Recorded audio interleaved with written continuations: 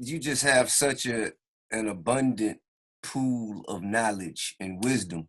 How can we pass with the same level of detail?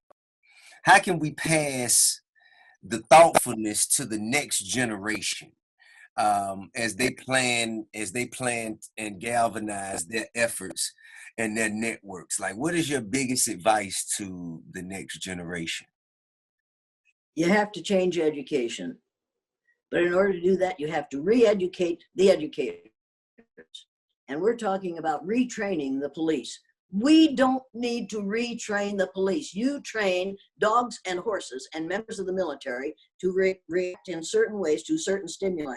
We don't need police training. They've already been trained way too long and way too badly. We need to re-educate the police departments. We need to educate them to the fact that every human being on the face of the earth is a member of your race, my race, our race, and that's the human race. The problem starts in education, and we need to get our hands on the clergy.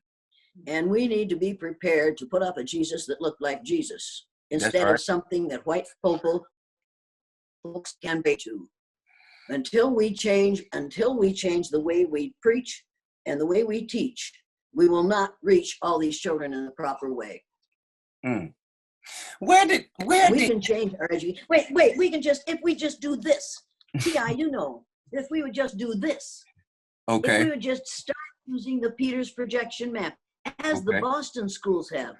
Right. The Boston schools have put the Peters projection map in all their classes, classrooms, because they saw me describing it on the Oprah show a long time ago. And as a result of that, they now have this map instead of the Mercator projection map in every classroom in the Boston elementary schools. That's an important difference. This is a map that shows every country in its right size, not in its right shape, but in its right size. On this map, think about the map that you looked at when you were in school. You see Greenland hanging down there like a great big ripe plum?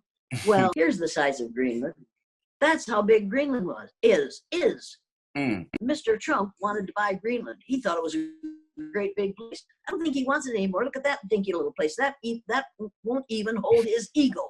So he isn't going to buy Greenland anymore. Man. Sorry.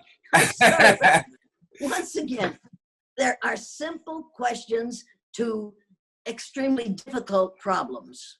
Practically everything can be solved if you go back to the beginning and say, here's where we made our first mistake, and now this year is where we're going to fix it.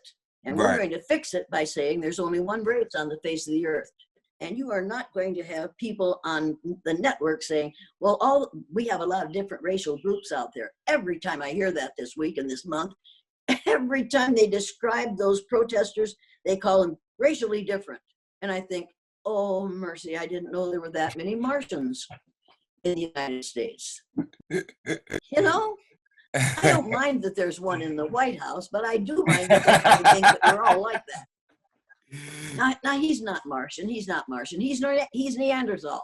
Neanderthals were inclined to abdominal fat and slow learners, heavy brows, and had orange hair.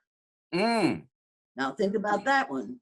Okay, that's never cease to amaze me.